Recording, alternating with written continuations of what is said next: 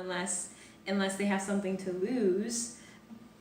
It's interesting we recognize that at very small levels, but not at larger levels like politics, but it's the same thing. Yes. Okay. How has this affected just African descent people across the diaspora? Oh, this pandemic? Yes. It has isolated us even more, right? We're more isolated from each other. And if you're talking about the diaspora, you're talking about the whole world. Wherever we hold up in the world, wherever there are traces of us. If we cannot travel, or travel is being restricted, or it's not essential, non-essential travel cannot take place, then it's hard to reach out to other members of the diaspora, right? Then that means we are stuck with virtual reaching out, where people depend on computer servers and internet protocols and non-manual, non-traditional forms of communication. And those things it's not as beneficial or not as enlightening.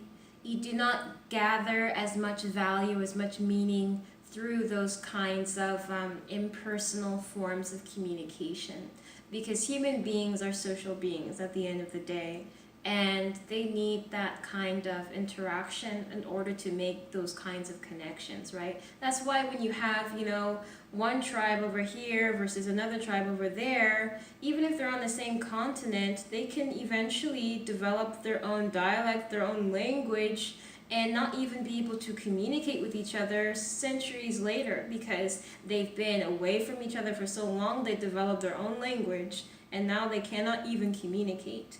And that's how much, communication is important. Communication is really understanding and disseminating that understanding and reaching that same understanding. We call that meme activation potential in communicology. So I would say that it has we have already had communication problems, a lot of misunderstandings, and we have felt like we needed to create some kind of an event, some kind of a festival or a ball just to see each other, and pay all kinds of money just to see each other. If we're not going to church, we don't see each other. If we're not going to a big festive event once a year, we don't talk to each other. We don't associate with each other. A lot of us don't even live in neighborhoods where a group of us are, because we know that those neighborhoods are the ones that tend to be most attacked. They say that African Americans are actually the group of people who have been affected the most by the coronavirus in the United States. And the United States more than I think other countries in the world. Right. So it's directly affecting African Americans, this pandemic, because those death counts are predominantly African American people. So it has served as an excellent depopulation mechanism, whether it's natural or artificial, because out of all the people in the world, out of all the people in this country, African Americans are dying of the coronavirus more than anyone else. And even the Congressional Black Caucus members have been trying to get the Center for Disease Control to create statistics to kind of even be more accurate about the level of harm that COVID-19 has made or affected the African American population. I have not heard any updates on that score. They're still trying to advocate about how to resolve that disparity, but as of yet, there is no solution. There's no solution for African Americans with respect to that matter, and that's also troubling. It reminds me of a doctor who was the director of the Biomedical Advanced Research and Development Agency. He talked about how a number of countries have been very slow in the response when they initially heard about COVID-19. I think the his name was Rick Bright, Dr. Rick Bright. He was fired for that. But going back to what I was saying about what he said. A lot of countries have been very slow in their response to COVID-19, and if they had acted sooner, all those lives that have been lost so far would likely not have occurred, just in responding faster. So it's almost like one could say that it was intentionally stalled so it can have a certain effect, and then now have all these kinds of protective measures after the fact. Yes. Like it was waiting to reach a certain threshold of harm, and then now people want to resolve the problem. You could say that. On the other hand, you could just say that they had no idea that a pandemic would happen. That who would have thought that a pandemic would happen? Like, I think this is like, pandemics don't happen too frequently. It's pretty rare, right, for a phenomenon like this, a plague, to affect the whole world for so long, right? This is almost reminiscent of the bubonic plague in Europe during the Dark Ages. So it's very, and also what's interesting is that it came from Asia too, by the Mongolians. So it's, you could say history is repeating itself, right? There were a lot of black Europeans in Europe during the time of the bubonic plague. So you could very well say that, history is repeating itself. African Americans are like the black Europeans of, 2020. And the bubonic plague that killed the black Europeans in Europe is like, COVID-19 killing off African Americans in the United States. So you could say that, right? It would be a pretty plausible argument. But at the end of the day, the fact that COVID-19 is affecting African descent population of people already shows that there is something that about our security that is very deficient, right? Because we already know that Africa had problems when it came to health, but we're in a first world country, right? We're not supposed to have third world health problems. We have access to so many healthcare services. There's so much technology. There's, if we were going through exactly what people in Africa were going through, it would look weird. Like, why African Americans and no one else in this first world country, right? Why are they going through exactly what blacks in, Africa go through? That would be a little too weird, right? But COVID-19, since it's affecting the world, including the global north countries, you could kind of stretch your imagination a bit and say, why not affect African Americans predominantly? Their communities are in shambles, right? They don't have the kind of infrastructure that other communities have. So perhaps that's why it's affecting them more than others. Yes. Or you could say that, it's, those risk factors that black communities are subject to versus other communities. You can create a whole, I'm thinking of arguments now, you can create a whole, report on possible theories about why COVID-19 is happening to African Americans particularly, right? Yes. And that could be what, an interest group or special interest group wants people to think. It has a context that makes sense for a first world country versus having, African Americans being subject to malaria and mosquitoes and things that, you see happening in African countries, right? Yes. So that's kind of interesting, talking about malaria.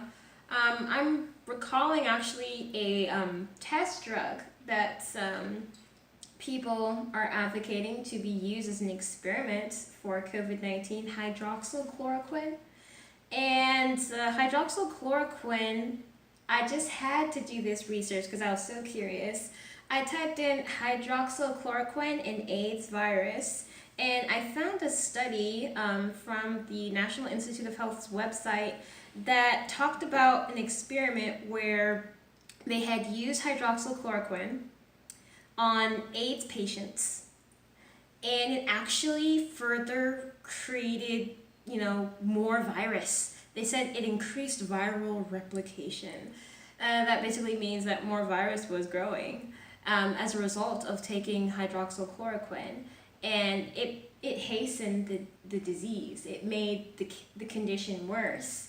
And if COVID-19 really is like a juxtaposed cocktail of AIDS virus and pneumonia, which have similar symptoms, right? Yes. Then hydroxychloroquine is definitely not going to help. In fact, it will make the conditions worse, right? And for people who depend on public health care, public health care resources, they'll be depending on those sources for treatment. And the Department of, I believe the Department of Health and Human Services received like a huge like donation stockpile of hydroxychloroquine from this laboratory in Germany. I forgot the name of the company. That's one for the journal. So, but anyway, they received a large donation of hydroxychloroquine, just, in case it would be a solution for this virus. And now you have, people advocating for hydroxychloroquine to be circulated and tested on people with COVID-19.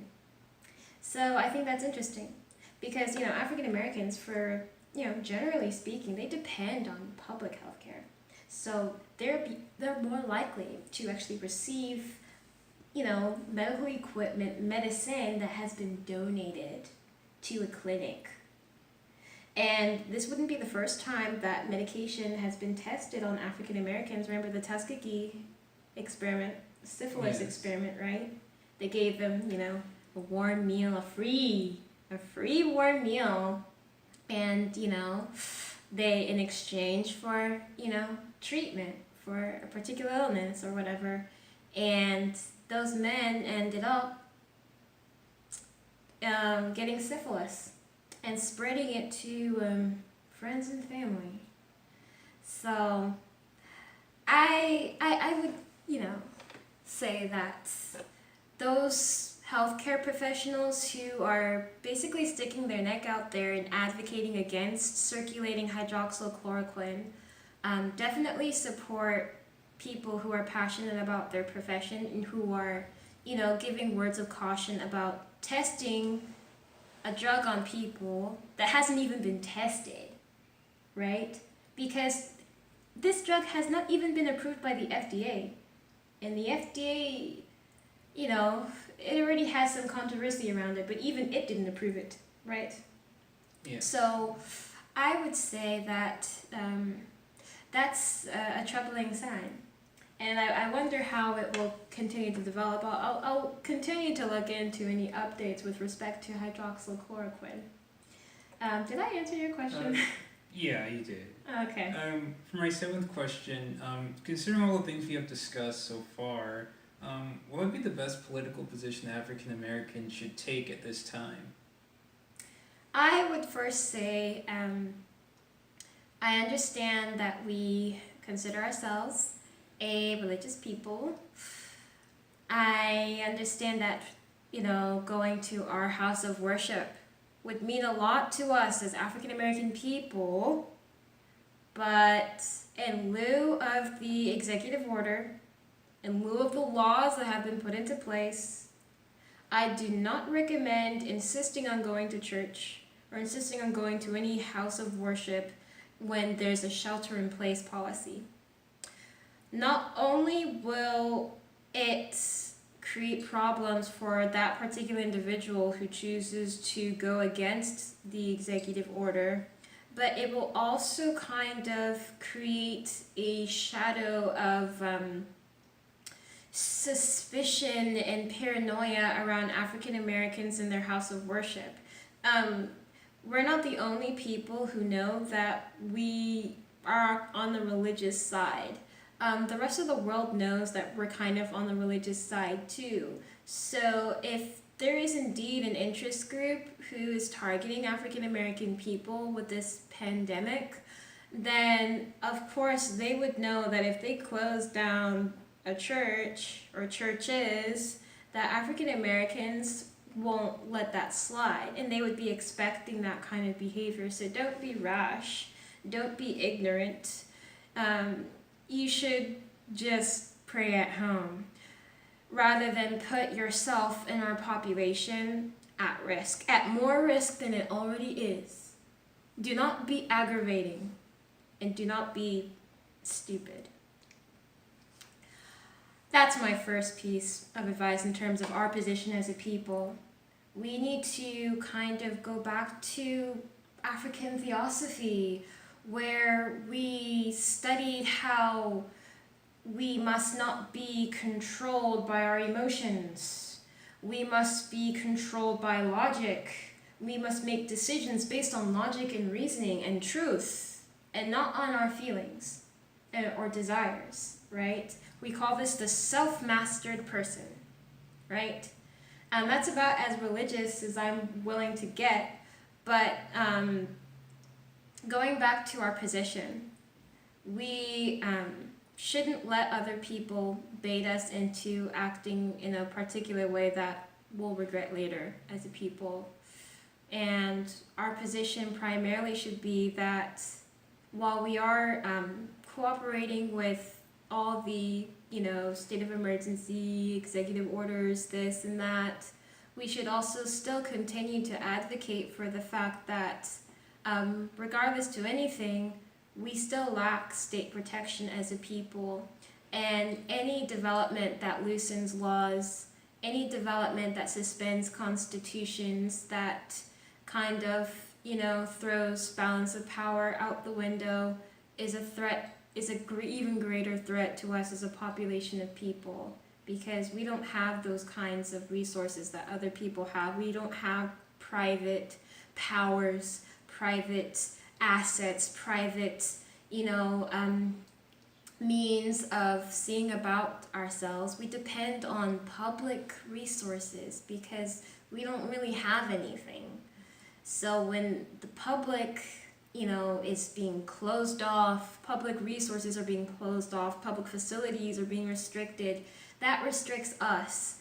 And by advocating for the fact that we lack state protection, we will be protecting ourselves, actually, because one of the main reasons why we have not received the level of assistance or solutions for our problems that we'd like is because we were advocating for ourselves in the wrong way. We were trying to reform someone else's nation state rather than pull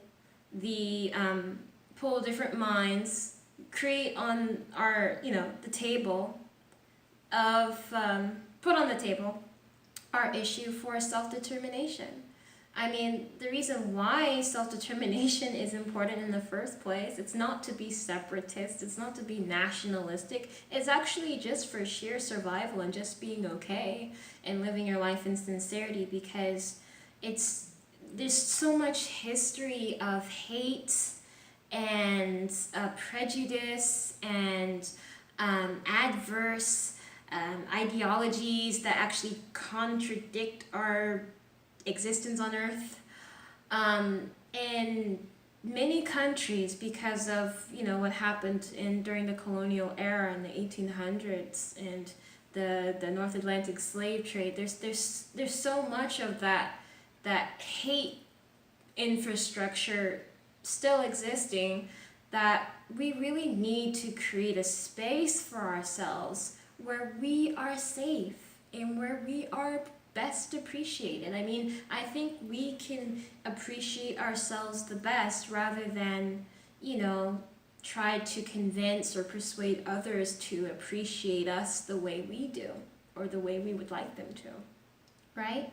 So that's why self-determination is important. It's not to be, controversial. It's to protect the population from harm. And it's to offer state protection to a people who are inherently stateless, right? Statelessness, state protection, if your country of origin is unwilling to protect you as their citizen, you lack state protection. If your country is willing, but it is unable to protect you, you lack state protection. Now, those who are in a first world country, you could say that their country is able to protect them. But it does not necessarily mean that they are willing to protect them. So even in a first world country, you can lack state protection. And that's international law. That's based on the 1951 Geneva Convention. It was a convention on refugees. If you study refugee law, you'll see a lot of correlations, and you can apply it very deftly to the political circumstances that African Americans experience. Like, if I hadn't researched international law and refugee law, I would not have known myself. But it was because I did that research, I was able to actually see those correlations. And I even found out that other people before me have actually related our situation and compared it to refugees protected in first world countries, right? And that's interesting. That's very ironic, right? Where on one end you have people going to first world countries to seek state protection. You have people who already live in first world countries who lack it, who lack state protection. And that's just, the controversy of the whole thing, right? That's the whole contradiction. But not everybody is safe just because they're in a first world country. And that's something that a lot of people don't realize, because if they're not experiencing it or they've never heard of it, they don't know it, right? So that's why it's important to do your research. So you can advocate for yourself properly and with the right words, right? So you can know what you want. Because all the time we were advocating for ourselves, or whenever we advocated for self-determination, we always came from a North Atlantic slave trade perspective or a reparations perspective. We wanted self-determination as a form of compensation for our historical loss of all the things that we lost. We just funneled all our grievances into it. But we're talking about national security, actually, because we're a nation of people. African Americans, we're a nation of people within a nation of people. And this nation of people have failed in protecting us. And this nation of people has proved beyond a shadow of a doubt that they don't really consider us their citizens. It was actually a struggle for African Americans to simply be considered a human being, let alone a citizen, right? And Jim Crow laws, it was not too far away in history, modern history. That was like in the 60s, right? That's not too far away. And then if you look at the laws that are in place now, particularly like with COVID-19, it's very reminiscent of martial law, and even very reminiscent of Jim Crow law, right? Because, people are barred access from, public facilities, right? But now it's not on a racial basis, it's more like related to this health thing. But let me give you an example. I remember once I had seen an African American person try to they were walking and they were trying to get, coffee at some coffee shop. And the coffee shop was only allowing drive-through orders. But see, this African American person, they didn't have a car. And so they went up to the window, the drive-through window, to make their order to get some coffee, and they were turned away. They couldn't even get a cup of coffee. And then when I saw that, I was like, wow, that reminds me of Jim Crow. African Americans, a lot of us are poor. So, and that means we take the bus, right? We don't have a car.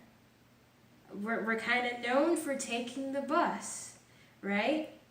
Because we don't have a car. And so if you have a rule where you can only get coffee if you use the drive-through, or you can only get takeout if you use the drive-through, if you can only pick up an order if you have a car, that's one way of keeping African Americans from participating in the economy, in commerce, in buying and selling things, right? So you don't have to say, you people can't shop here. You can just say, oh, you people who do not have a car cannot shop here. But those who do, welcome, right? So that's one way of discriminating against African Americans without discriminating against our race. But, pegging our race to a particular economic class or economic status. So you have to pay attention to these little nuances, these little details. I remember a professor sharing an article with me, I think by Cynthia Enlow, called Empire in the Details. It was an excellent work. And this is more of like, empire in the details, looking at these little microtransactions, these micro-political transactions. I like to call them transactions, these interactions between different political actors and situations at the individual level. You can gather a lot at larger levels, right? Curbside pickup, drive-through.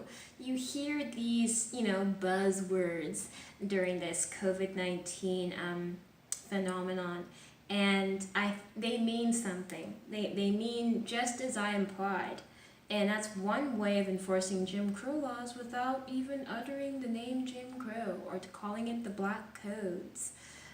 Even when people take the bus nowadays, they don't take the bus from the front door. They have to go around to the back. And what does that remind you of? That reminds you of Jim Crow, right? Back in the day where a certain population of people had to go to the back of the bus. They didn't have a car. Those who don't have a car. And now those who take the bus and those who must take the back door on the bus. So that's very interesting.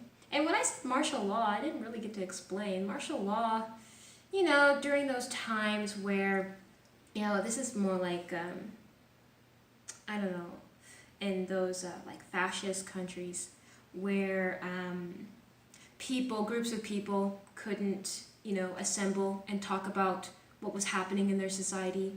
Like certain groups, a certain number, there was like a threshold number, like let's say it was 10, like 10 people can't gather together in one place. That's martial law. And you have the same thing with COVID-19, but they don't say it's because they're afraid of political opinions. It's more like because they're afraid that people will infect each other, right? Stay safe, social distancing. So you can't gather because we don't want you talking to each other. You can't gather so you can stay safe. Stay safe. Stay healthy. Wear your little face covering. That's also a bit of a security risk, right? Because you don't know who that person is. They can't be identified if they're wearing a ski mask. Basically, it's a ski mask, right? I took criminal law, so I'm thinking like a lawyer now. So anyway, but going back to what I was saying about martial law, so it's very reminiscent of martial law, and church. That was one of the few places African Americans can go to, right? And so even though I stated that our position should be that, not to, fall for those kinds of provocations, like you can't go to your house of worship knowing that we're so passionate about religion. Yeah, don't be stupid and fall for those things, but know why, at least know why those rules are in place, at least the possible reasons why. I say that our position should be to be skeptical of everything, not to take anyone's word from it, no matter what the source, to do research for ourselves and even question the source where we got it from. This is a time for us to be skeptical of everything, and to use our critical thinking skills. I'm not saying to be paranoid, but I'm saying to think and not be fooled. At least don't, fall into very easy assumptions, and don't speculate and rely on speculations. But, you have to have an independent mind, think for yourself, and know that as African American people, we are not safe. We're not safe in this country. We're not safe in any country in the world, actually. Just as African descent people, that shouldn't necessarily overwhelm you, even though it's overwhelming at times, and I admit that. But at the end of the day, we still have to find a solution for ourselves, right? We have a duty of care to ourselves, even if no one else feels like they have a duty of care, even if they have a legal duty that they do not perform. We have a performance that we must perform. We have a duty. We have an obligation. We can't just leave ourselves high and dry. We can't, just let any wind blow by and toss us to a different side of, area. We can't, keep ourselves hanging, so to speak. We have to proactively look after ourselves and a solution for ourselves, and find a way within these parameters, within these executive orders, find a way to still be connected to each other, to our people, even if it's virtually, even if it's just in our minds and hearts. It's important to stay connected, and to not just be connected spiritually, but to also be connected secularly in terms of our material interests, what materially affects our body, because, whether we have a spirit or not, you can debate that. That's a philosophy class. But we know we have a body. We know we have needs, physical needs. We know that we're alive on earth. We're not our ancestors. We're this generation. So our position should be to take care of our needs as a people, because at the end of the day, if we're harmed at all, it's because we're a member of a particular group of people. And we need to know that doesn't matter our class, we lack state protection, because if you have wealth, you can't protect it. You can lose your wealth. Don't forget the, Tulsa, Oklahoma, the Tulsa massacre. They call it a race riot. It was a massacre. They used warplanes on their own citizens. It was like they were at war with another country, but it was domestic. That also lets us know that those are one of the things that should indicate to us how much we as a people really are a distinct nation of people. Even other groups of people view us distinctively. It's not always just plain prejudice, but plain political interests, right? A person doesn't have to hate you to benefit from your harm. They can benefit from your harm, and they may even kind of like you, but it doesn't mean they will help you. The average person doesn't necessarily go out of their way to harm people. They're busy, living their own lives, but if they benefit from someone being harmed, even if they didn't directly participate in it, then it's like, oh, well, at least I'm okay, right? People think like that. And that's how you have to look at politics and political interest. So we tend to mix apples and oranges. We mix issues so much because we haven't been in politics in a while. For the last 500 years, to be in fact, we haven't really been groomed to understand sovereignty and politics and interest groups, right?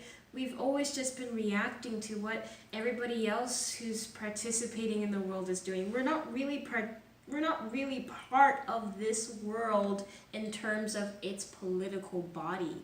We're not part of the global governance. Other groups of people run the world.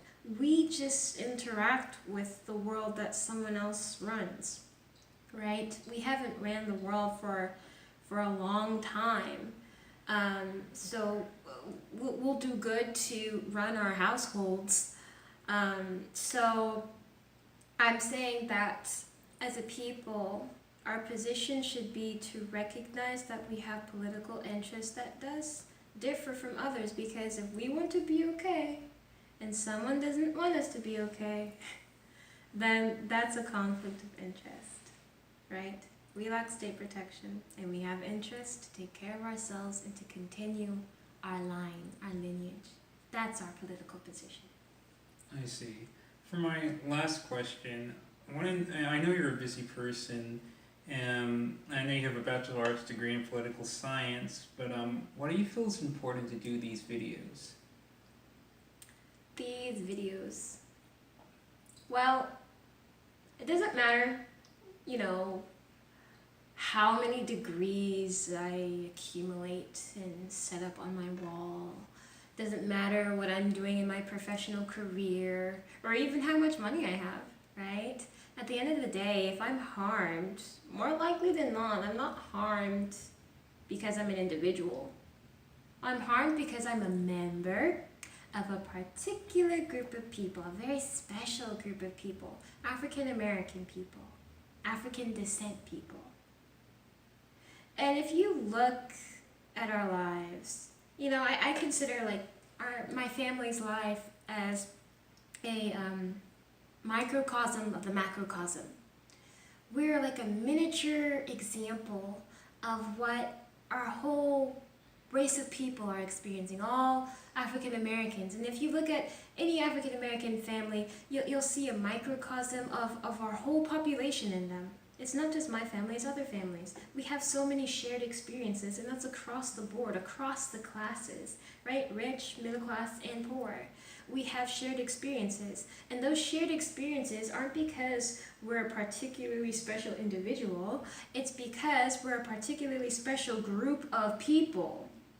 We're a group of people, we're a population, we're a particular population of people. And we are being harmed as a member of that particular group, that target population, right? So that's why even if we, have mixed feelings about one another, we may not see eye to eye, we may disagree here and there, we may have different beliefs, different ideologies governing our lives. At the end of the day, no matter what our opinion is of each other, we will be harmed because we're African American. Right. Not because we're anything else. Not even because we're rich or poor or middle class or this religion, that religion, this status, that status. Across the board, we're harmed because we're African American first, everything else next, right? Right. And that's why I'm doing these videos. I'm doing these videos because in the course of reaching out to other members of our people, our diaspora, I'm also reaching out to myself, because I am you and you are me, in a sense. In a sense that advocating for us as a people is advocating for myself, right? No one wants to be on a losing team, right? I consider myself a competitive person, and it doesn't matter how talented an individual one of us may be, right? If we're part of a group that the world considers a loser, then they're still going to be undermined. They're still not going to be taken seriously. They'll still be given like a child status. They call us minorities. Right. And then they call children minors. So That's you saying a could lot. say that a minority is like a political child. They don't run anything. They're not in control of anything. They do what they're told. Children should be seen and not heard. That's why when we try to use our voice, try to express our opinion, we're criticized, we're told, this and that, here and there. But, as a people, we really shouldn't act like a political child, even if our position is that of a child. I could give us that. Our position is like a child. We don't, run the household. We do what our parents tell us to do. At least, so we're not emancipated. It's interesting, when after the American Civil War, they called it the Emancipation Proclamation, right? When President Abraham Lincoln ended slavery, emancipation, like an emancipated minor. So that's more child references. I've taken a lot of sociology classes, and you hear a lot of dialogue referring to us as children. And even, colloquially speaking, there were terms that they used for African Americans, like for men, they called them boys, and for women, they called them girls, even though they were an adult, like in terms of their age and human development. So we think that because those terms aren't necessarily being used in those racialized ways now, that it's not true, but that isn't true. And the reason why I'm doing these videos is to advocate for a people that I'm a part of, and because we don't have a state. When you don't have a state, you don't have an advocate.